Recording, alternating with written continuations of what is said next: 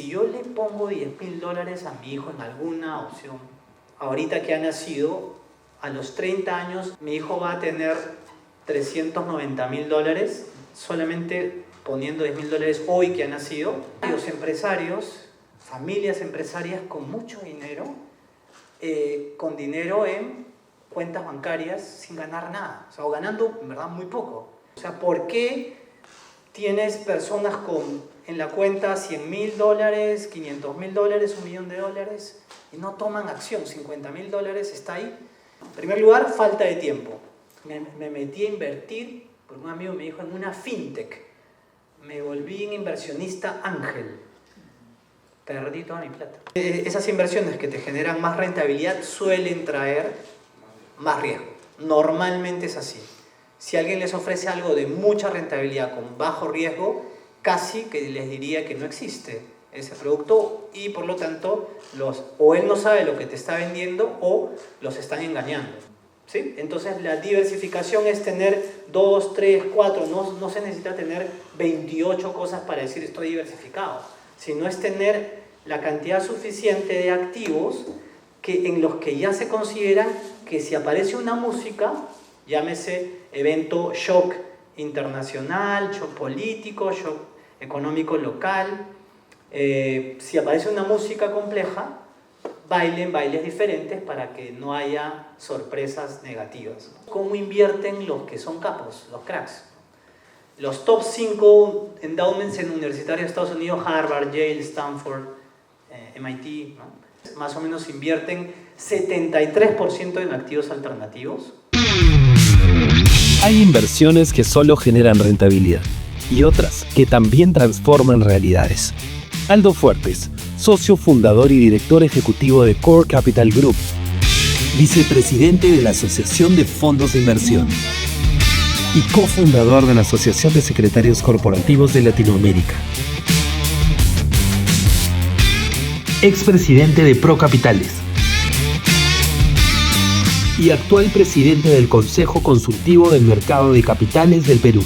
Es un arquitecto de inversión con más de 18 años como CEO de empresas de asset management, más de 23 años en finanzas e inversiones, estructurando y gestionando más de $400 millones en activos. Hay gente que ha liderado cambios bien importantes en el mercado de capitales y en los modelos de inversión y de administración de fondos en el Perú. Y una de las personas más sobresalientes es Aldo Fuertes. Es un tipo brillante, trabajador y un constructor de la industria de inversión y de la industria de financiamiento de construcción de vivienda en el Perú por muchos años. Hoy, Aldo lidera una plataforma que combina sofisticación financiera, innovación y visión de impacto, con el propósito de transformar el país. El sector inmobiliario no es solamente ladrillo, cemento y fierro. Este es un sector de impacto, crea espacios para familias. Y unimos a especialistas con expertos. Y estamos en Estados Unidos, ya hemos cruzado el puente para crecer ahí enormemente. Core Capital es una empresa peruana que está transformando el sector, está transformando entornos. Finalmente, el capital de uno puede transformar un país.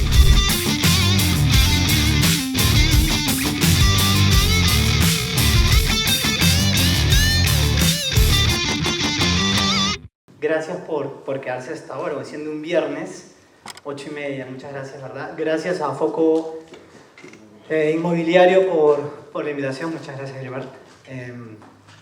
Bueno, a ver, les voy a pedir disculpas porque tengo un tema de voz y si por ahí sienten que se me entrecorta la voz es porque de hecho me operaron de las cuerdas vocales hace no mucho, así que parece que no me está yendo tan bien por hablar mucho, así que si ven que se va un poquito la voz, les pido paciencia. Bueno, muchas gracias nuevamente. Podía haberles hablado, y de hecho conversando con Gilbert sobre el tema, podía haberles hablado de cómo estructurar finalmente vías financieras para poder levantar capital en proyectos inmobiliarios, pero en realidad hay ya mucha información y hay bastantes eventos en donde se muestran a inmobiliarios y en general a las empresas cómo poder levantar capital de los mercados. Por cierto, también de los que he estado conversando hay bastante presencia de inmobiliarios aquí, así que ustedes sabrán pues que hay bastantes eventos que hablan sobre esto, ¿no? Sobre fideicomisos de utilización, sobre fondos, sobre estructuras finalmente de inversión para levantar capital para los proyectos inmobiliarios. Y además es un tema bastante técnico, ¿no? Pero de lo que quería hablar ahora era de otro tema que he notado en estos años que vengo interactuando con muchos inversionistas y dentro de ellos empresarios, que me ha llamado mucho la atención. Y siento y estoy seguro que es un gran punto de dolor para muchos empresarios y para incluso también, bueno, para profesionales que les ha ido muy bien en sus carreras y que están teniendo ahí un patrimonio que puede ser invertido. Y es entonces, ¿qué hago con el dinero que tengo formado con mucho esfuerzo, ¿no? El empresario que ya ve que la empresa va andando y ya no solamente está poniendo dinero para fondear sus operaciones, sino ya está más bien cosechando y teniendo utilidades, repartiendo utilidades a la familia y finalmente obteniendo un capital que podría ser destinado a una inversión. Entonces, en todos estos años de interactuar con empresarios o familias empresarias o finalmente con personas que tienen un patrimonio, me ha llamado mucho la curiosidad de este punto de dolor y es el tema de la estructuración de su propio patrimonio, más allá del de su empresa o el de su conjunto de empresas. Entonces, siguiente, por favor. Y lo que he encontrado es algo que se conoce como una paradoja de la incompetencia selectiva. ¿No? ¿Alguien ha escuchado sobre esta paradoja, incompetencia selectiva, antes? ¿No? Bueno, se trata de una paradoja. O sea, el empresario que le ha metido mucho entusiasmo, esfuerzo, ha sido recursero, creativo, arriesgado, ha podido crear una empresa, ha podido crear un negocio que le ha ido bien. O sea, va bien, justamente ya tiene utilidades, ya se perfila como para la empresa familiar ya que permanezca en el tiempo, para los hijos, etc. Le va bien y le ha metido todo ese esfuerzo. Pero, curiosamente, se autodefine como incompetente para manejar su propia plata fuera de su negocio. Y lo que he encontrado es varios empresarios, familias empresarias con mucho dinero, con dinero en cuentas bancarias sin ganar nada, o sea, o ganando en verdad muy poco. Y siempre postergando esa decisión de qué hago con el capital que la empresa ya me está generando. Ok, se puede gastar una parte sin duda, pero hay otra parte que ya empieza a acumularse, ¿no? Y que viéndolo de una manera, o sea, si le metiera esa pasión, tiempo, recursos e innovación a como hizo en su empresa, a su patrimonio, eventualmente podría ser hasta más interesante en términos financieros que su propia empresa. Entonces, esa es la incompetencia selectiva, esta paradoja de toda la brillantez de un empresario que se queda paralizado y se define incompetente cuando se trata ya de decidir sobre inversiones de los excedentes que va generando la empresa a la que le metió toda la inteligencia, innovación y empuje y garra, ¿no? Siguiente, por favor. Entonces, ¿por qué se da esto? O sea, ¿por qué tienes personas en la cuenta $100,000, $500,000, $1,000,000 y no toman acción? $50,000 está ahí. Esto es lo que he encontrado en todos estos años de razones, ¿no? En primer lugar, falta de tiempo. Estoy full con la empresa, lo voy a ver cuando ya salga de vacaciones, en enero, que es más tranquilo. Estoy full, falta de tiempo. Una de las razones más comunes de por qué no haces algo con ese capital que ya va generando la empresa. Otro es desconocimiento. No sé cómo funcionan las inversiones, más allá de su empresa, ¿no? La empresa es, no sé si es comercialización, si es construcción, ya más o menos lo tiene entendido, pero el mundo de las inversiones no lo entiendo. No sé cómo funciona y me parece muy complejo. Otra razón, desconocimiento. Desorientación y confusión. Me hablan de todo, hay demasiadas alternativas, me ofrece esto, mi amigo me dice esto, me confundo, en verdad estoy desorientado. No sé por dónde empezar el siguiente paso, además que no tengo tiempo y encima es una materia que no la entiendo bien. Entonces, desorientación y confusión es otra de las razones que he visto a lo largo de estos años. Percepción de lejanía del retiro también. Algunos dicen, no, pero sí, se va acumulando, bueno, en fin, que esté ahí, nomás ya luego veré qué hago. Además, todavía tengo muchos años como para pensar en cómo rentabilizar eso para mi retiro. Lo voy a ver después. Todavía tengo años, muchos años todavía para pensar en el retiro. Yo estoy con ganas de seguir echándole unos 20 años más de trabajo y por lo tanto de capacidad de generar más dinero, mientras tanto que esté por ahí. Luego, sobreestimación de su capacidad productiva. Bueno, en realidad va en línea con eso. No está muy lejos el retiro y además creo que todavía tengo tiempo para poder seguir generando capital en el tiempo. Malas experiencias en inversiones. Sí, bueno, yo intenté hacer algo con un excedente que ya la empresa me estaba generando y me metí a un negocio con un amigo, no, me fue fatal. Esta semana hablaba con un empresario. Me decía, sí, me metí a invertir, porque un amigo me dijo, en una fintech. Me volví un inversionista ángel. Perdí toda mi plata.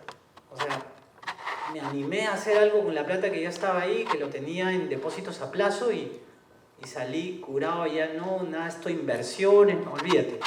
Entonces, malas experiencias, ¿no? O el dato del amigo, ¿no? El amigo le pasó un dato para entrar en algún esquema de inversión nuevo, raro, sofisticado, que no se entiende y le fue mal, finalmente. Otros dicen, pero mi futuro, en realidad para mi futuro está la AFP y ellos están haciendo su trabajo, o para mi futuro está mi empresa, justamente en la que le estoy invirtiendo tiempo. La empresa en 20 años estará más grande y ahí tendré justamente el capital para mi retiro. Pero no digo que las AFPs vayan a desaparecer, pero ciertamente es un negocio que está comprometido. Y por otro lado, la empresa puede desaparecer también.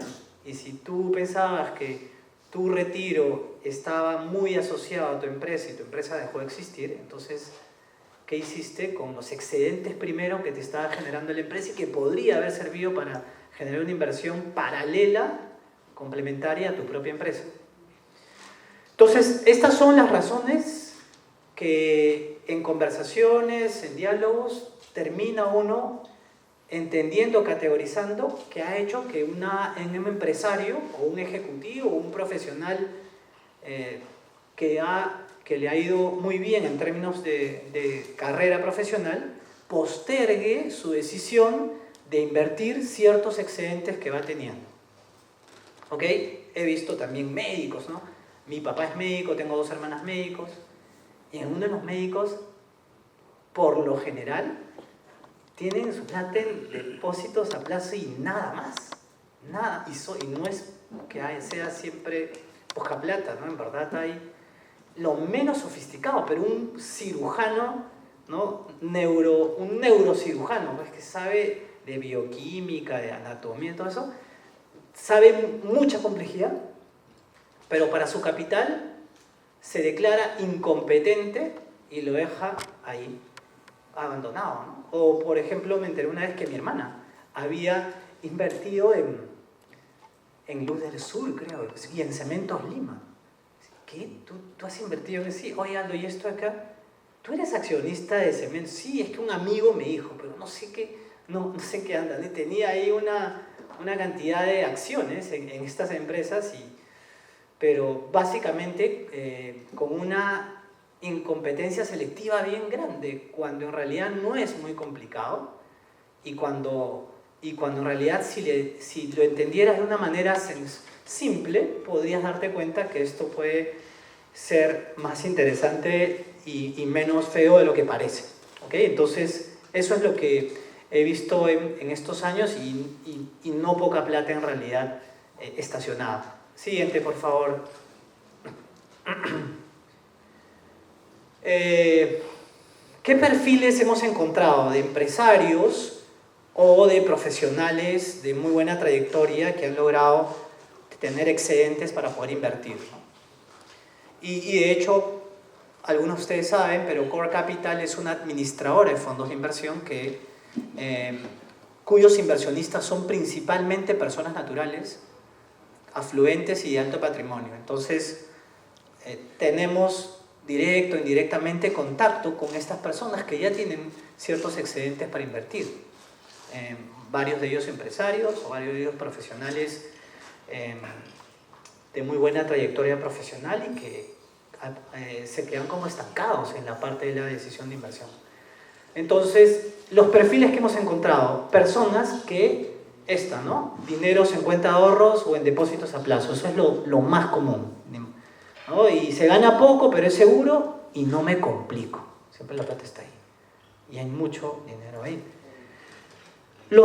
Otro perfil de gente que los más interesantes han dicho, vamos a comprar inmuebles, ¿no? Entonces, y ya empiezas a ver personas que tienen 2 inmuebles, 3 depas, 4 depas, y se dan cuenta pues que ya se empieza a volver un poco dolor de cabeza estar administrando estas propiedades. Ahora ya aparecieron estas empresas administradoras de propiedades, pero igual no deja de ser una sensación de que, bueno, igual tengo que pagarle a alguien para que administre mis propiedades. Esto puede ser escalable, no puede ser escalable, igual tengo que ver temas de impuestos, declaraciones, y además cuando tienes más de 4 o 5, ya entras a calificar como una actividad empresarial y tu régimen tributario cambia.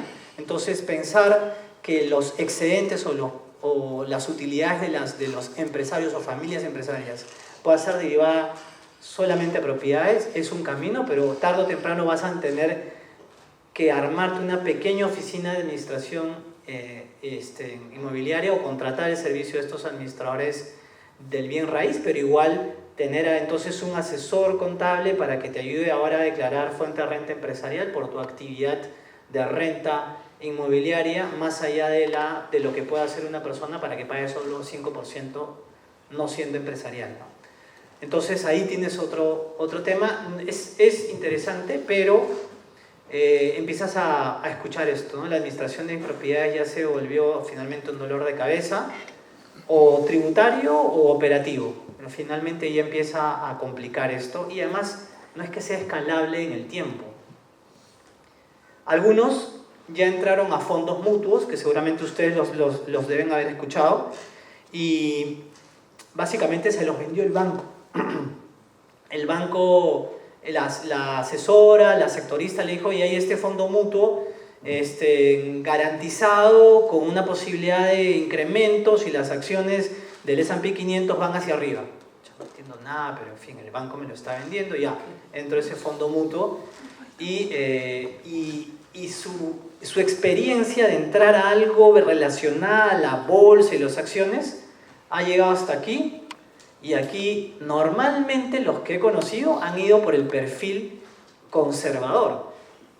Opinión personal, pero creo que los fondos mutuos conservadores no son hoy por hoy la mejor decisión en realidad. En ese caso, mejor depósito a plazo en cajas municipales ¿no? Que hasta el Fondo Seguro Depósito ya estás cubierto en términos de si es que quebraran, ¿no? Pero los fondos mutuos conservadores también tienen su pequeña volatilidad y el retorno que te ofrecen, ajustado al riesgo que te dan, en verdad no es eficiente desde mi punto de vista, ¿no? Esto puede ir cambiando hasta lo que hay ahorita. En todo caso, este salto no siempre ha sido positivo. Ha habido gente que no le ha ido bien en estos fondos mutuos. No son un mal producto, son un súper buen producto, pero depende del perfil. Tienen muy buenos productos de renta variable, de renta mixta. Los de renta fija, desde mi punto de vista, pueden ser no tan eficientes, por lo menos para mí. Algunos han dado al salto de invertir en bolsa, porque su amigo, como mi hermana, ¿no? entró en bolsa y hizo su selección básicamente por el comentario de su otro amigo doctor, que a su vez su amigo que le gusta la bolsa le dijo, y que, en fin, y han entrado a la montaña rusa de la bolsa, que tampoco es que sea una mala decisión de ninguna manera, no es una forma interesante de invertir.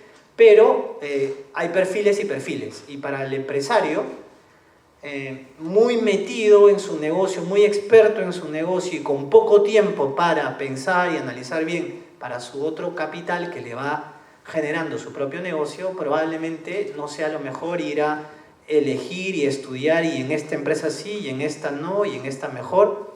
En realidad ahí sí hay un poco de ciencia y metodología que probablemente no lo vaya a hacer bien el empresario con excedentes.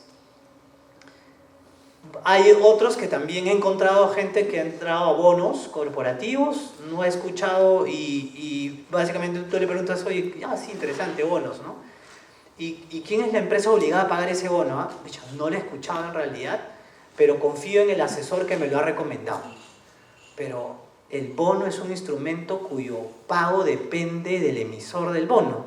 Si no tiene recursos para pagarte, no te va a pagar.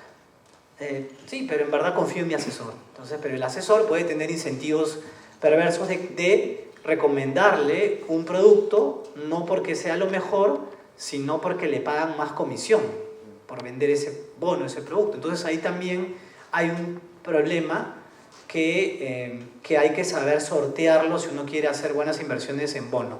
He encontrado familias empresarias que han entrado a esto. Es una buena alternativa, pero hay que entenderlo un poco mejor.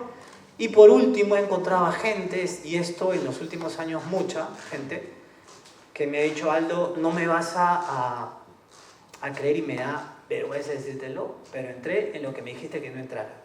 Compré notas estructuradas. ¿Has comprado notas? No es que sea una mala, no es que sea per se un mal producto, sino que es un producto financiero sofisticado que debe ser acercado a personas que tengan un poco más de conocimiento de los riesgos y de las potencialidades que puede tener ese instrumento. Hay mucha diversidad para estructurar notas, ¿no? Hay muchas notas diversas, pero lo que les quiero dejar como idea es que no son instrumentos sencillos, pueden ser muy interesantes, pero también pueden ser muy peligrosos para una persona que más bien está tratando de dar sus primeros pasos para poder rentabilizar ese capital que su propia empresa ya le empieza a generar. Y bueno, y ni qué decir de los criptoactivos, ¿no? Los bitcoins y todo esto, que ya todo el mundo quiere tener algo de eso a pesar de que no lo entiende bien. Siguiente, por favor. Entonces, con todo esto necesitamos preguntarnos, bueno, ¿por dónde empezamos, ¿no? Finalmente. Siguiente.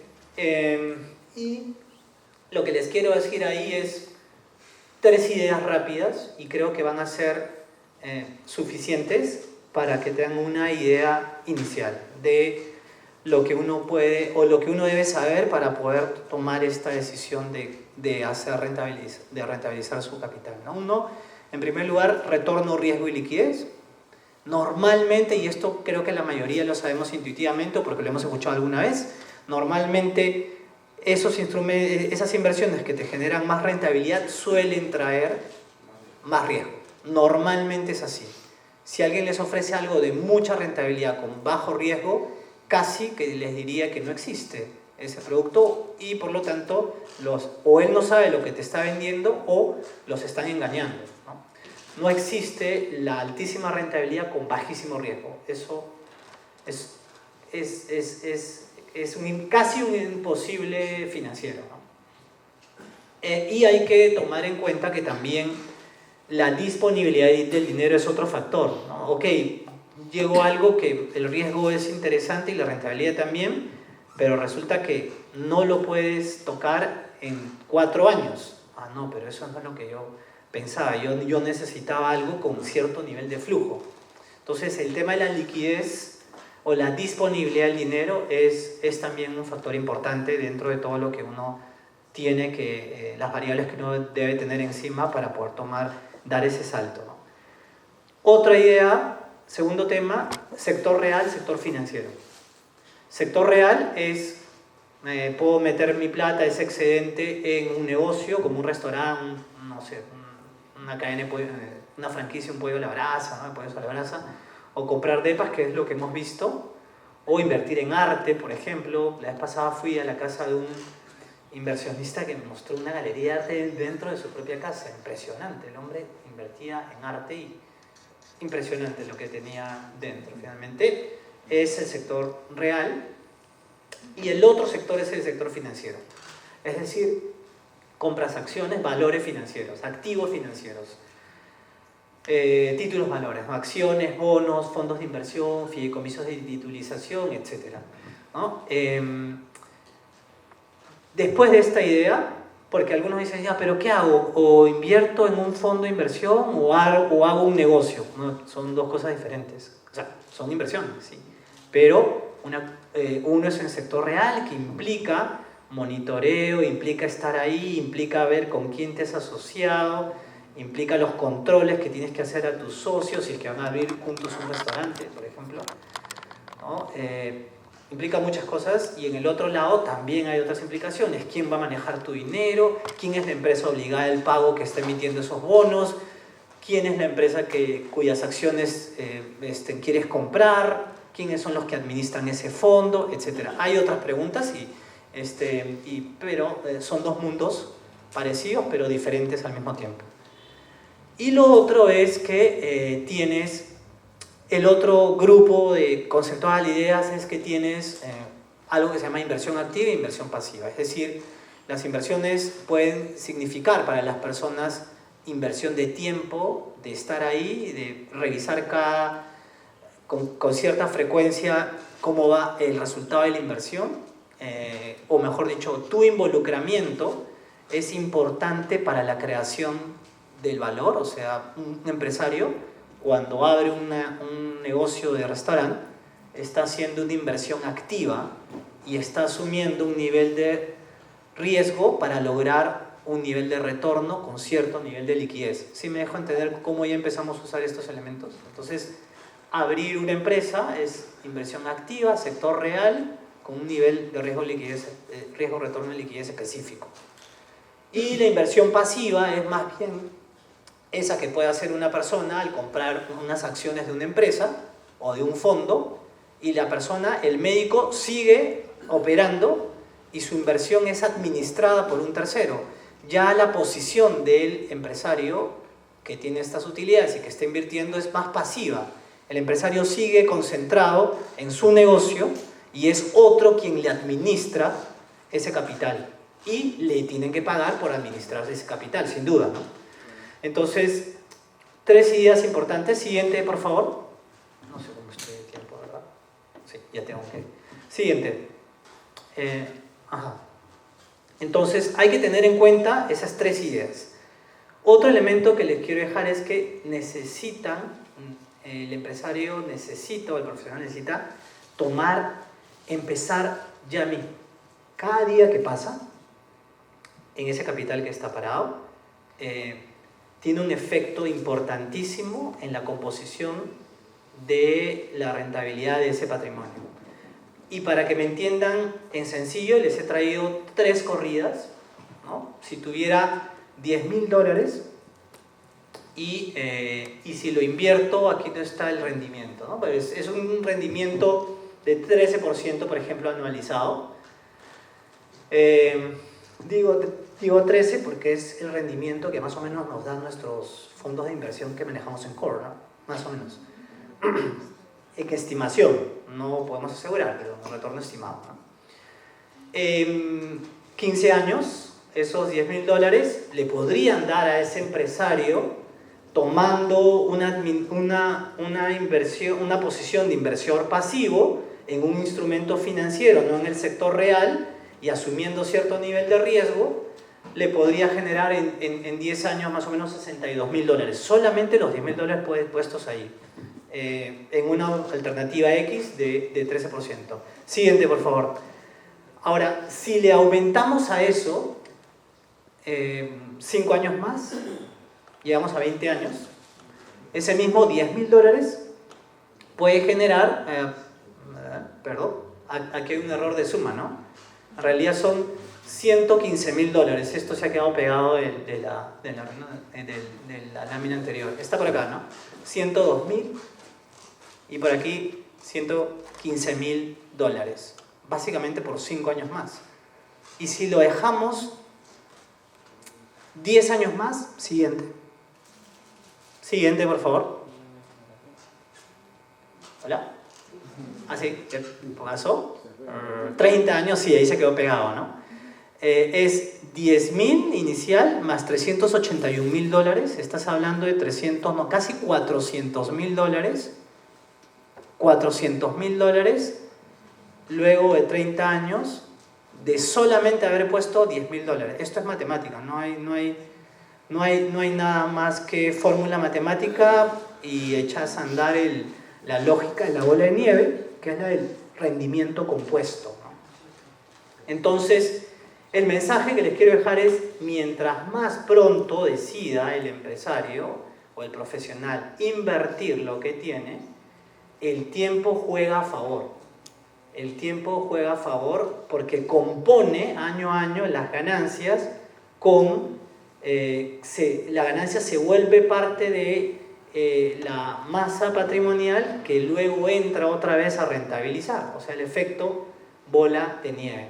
Y de hecho, algunos recuerdo cuando conversaba esto con alguna persona, me decía: oye, entonces si yo le pongo $10.000 a mi hijo en alguna opción X, ¿no? Ahorita que ha nacido, a los 30 años, si logro encontrar en cada vencimiento de la inversión un producto de una rentabilidad similar, mi hijo va a tener $390.000 solamente poniendo $10.000 hoy que ha nacido. Sí, sin duda alguna es matemática. Claro, necesitas encontrar productos de inversión que te den un retorno con un riesgo adecuado para un nivel de rentabilidad de 13% anual. Pero si lo logras y empiezas pronto, vas a poder tener el efecto del retorno compuesto en el tiempo, es decir, el tiempo jugando a tu favor. El otro elemento, entonces el tiempo juega a favor, cuanto antes den el paso, mejor, versus postergar la decisión, sabiendo que hay algunos 3 elementos que les he comentado, ¿no? Siguiente tema, la diversificación. Lo que tienes que hacer con el capital tiene que ser diversificado. Y la diversificación, hay muchas formas de diversificar: por país, por plazo, por emisor, por geografía, por liquidez, no liquidez, semiliquidez, por tipo de activo, ¿no? Inmobiliario, no inmobiliario, industrial, en fin, sector empresarial, acciones, bonos, deuda, renta variable. Hay muchas formas de diversificar. Y el mensaje que les quiero dar aquí es que, ojo, que la diversificación no es tener un poco de todo, sino es tener aquellos activos que en simple, cuando suene una música, bailen diferente. Matemáticamente es que tengan covarianzas diferentes, pero para no entrar en estadística, es que sus movimientos sean diferentes cuando ocurra un hecho que los atraviese a todos, ¿no?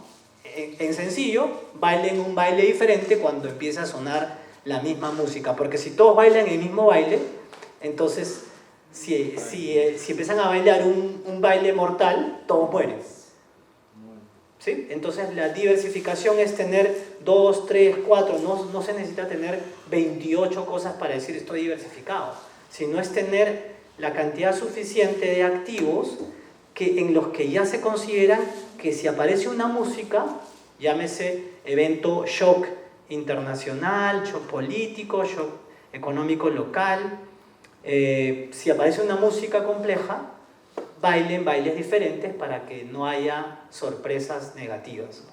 Y sobre todo, si vas a planificar el futuro, el largo plazo es un dato importante, es el dato. Por lo tanto, tu diversificación, el baile que tienen que hacer tiene que ser un baile que soporte músicas a lo largo de muchos años.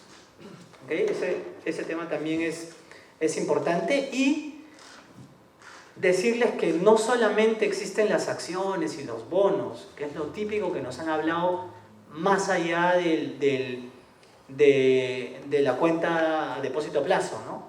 Existe hoy por hoy todo este mundo de los activos alternativos, así como hay un rock tradicional, hay también un rock alternativo, ¿verdad? En el mundo de las inversiones también hay así, las inversiones tradicionales, la bursátil y las inversiones alternativas, que hoy por hoy están cada vez más cerca de las personas. Pregunten sobre activos alternativos. Hay algunos activos alternativos que son muy riesgosos para las personas, pero hay otros, como los de real estate, por ejemplo, que son bien interesantes para que una persona pueda diversificar. Siguiente, por favor.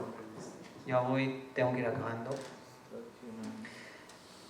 Ok, si dividimos el mundo en acciones, bonos y alternativos, ¿cómo invierten los que son capos, los cracks? Los endowments universitarios, es decir, estos fondos que manejan las donaciones de personas millonarias que les entregan a las universidades para que las inviertan y puedan dar becas. Los top 5 endowments en universitarios de Estados Unidos, Harvard, Yale, Stanford, MIT, ¿no?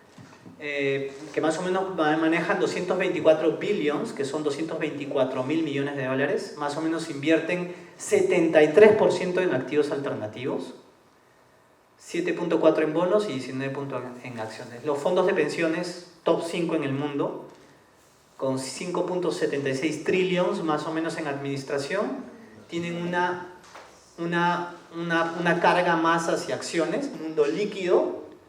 Este suele ser un mundo menos líquido y los fondos de pensiones tienen que pagar pensiones, entonces tienen una parte que estar siempre disponibles en el mundo líquido y otra parte más en el mundo alternativo. Las aseguradoras andan en instrumentos que le den rentas y por eso en bonos que pagan cupones están bien cargados y en alternativos también. Y esto es lo que les quería mencionar, ¿no? Las personas de alto patrimonio, bajo un estudio, hay varios estudios sobre esto, pero en composición de cartera, la cartera de las personas de alto patrimonio están muy fuerte en acciones y en alternativos.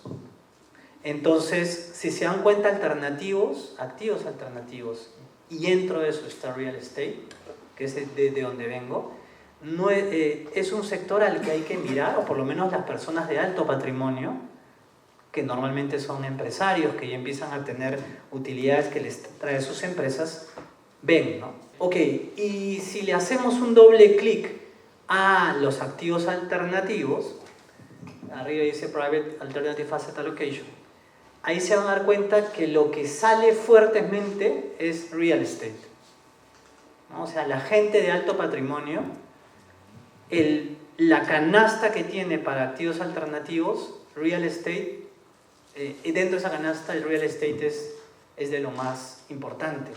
Entonces, estas personas están diversificando con activo alternativo, real estate, que es bastante interesante porque es mucho más intuitivo para cualquier inversionista la forma como se crea valor en el sector inmobiliario, ¿no?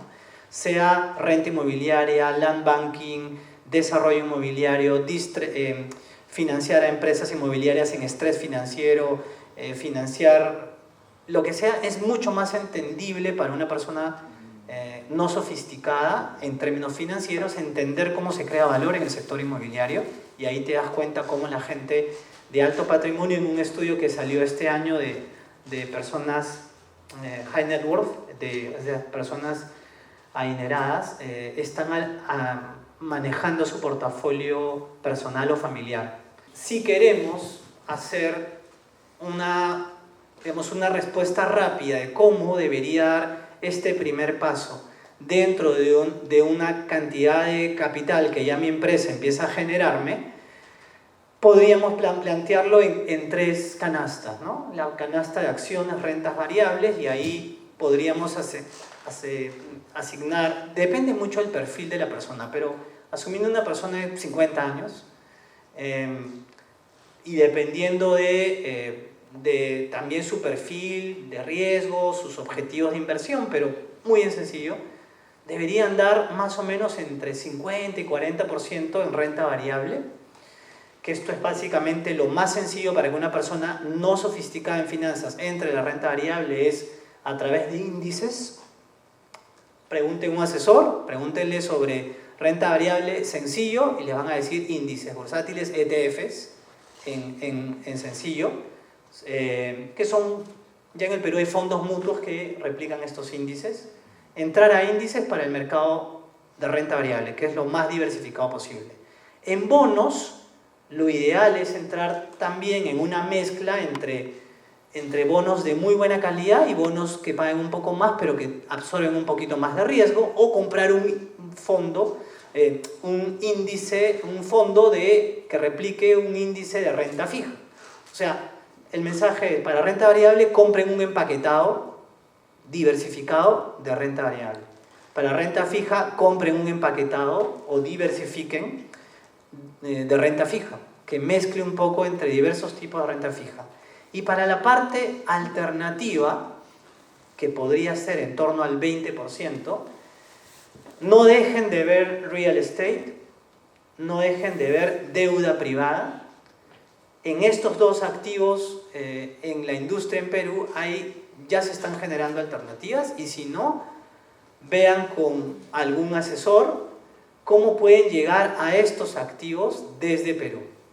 Hay ya un mercado que se ha abierto en el mundo alternativo, las personas están invirtiendo más en ese mundo, y en cualquier caso, mientras tú tengas estos canastas y gente trabajando para ti, gente experta aquí, puedes seguir concentrado en tu negocio o en tu profesión, operando corazones o manejando tu empresa inmobiliaria, si quieres, y delegando a expertos la tarea de administrar tu portafolio. Pero tienen que empezar pronto, cada día que pasa juega en contra, y tienen que saber que hay que ir no solamente a una apuesta, sino a varias. Eso es todo lo que les quería decir. Creo que me he pasado, perdónenme. Muchas gracias, y cualquier pregunta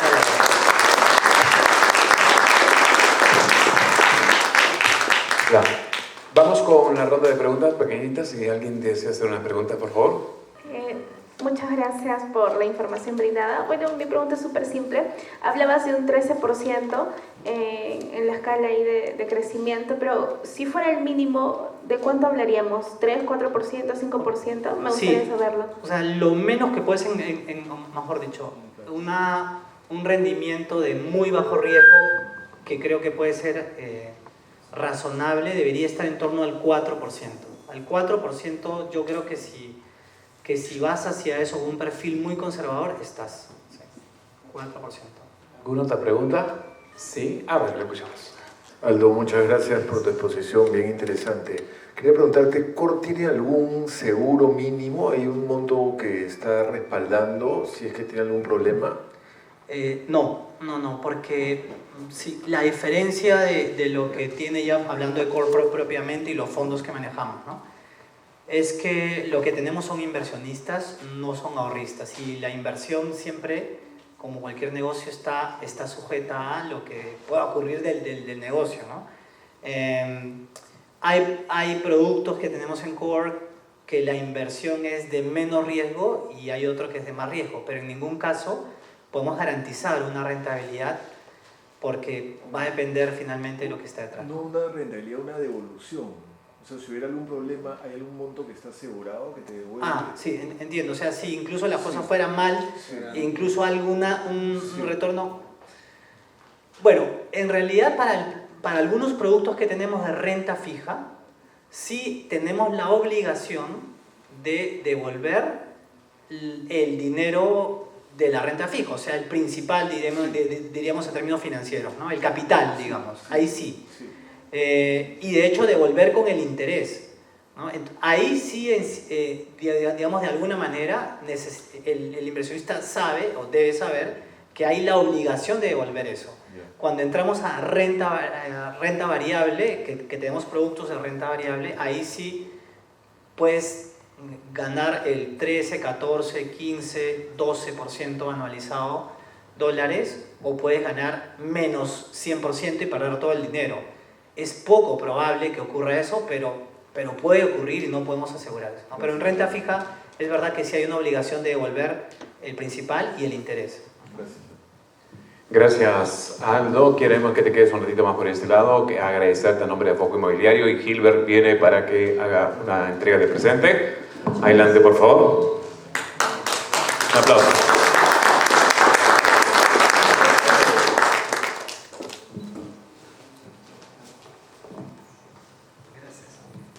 Muchísimas gracias, Aldo. Quería agradecerte por una personal, por la disposición y por los 2 capítulos también que compartiste en el canal, ¿no? Siempre es un espacio interesante para poder compartir, sobre todo de grandes empresarios que están haciendo industria en el Perú o ya en Miami. Entonces, estamos para aprender, ¿no? Desde el canal siempre estamos trabajando para poder aportar valor al sector empresarial, hablar lo bueno de lo que hace el empresario. Entonces, justamente, de todo, muchísimas gracias, Aldo, por la disposición. Muchísimas gracias. Fuerte el aplauso, gracias, Aldo Fuertes, por esta ponencia. Tenemos la fotografía, gracias. Entonces, vamos a continuar porque de eso se trata. Bueno, Foco Inmobiliario es una ventana para compartir toda la información, el crecimiento, la industria. Este tema es un poquito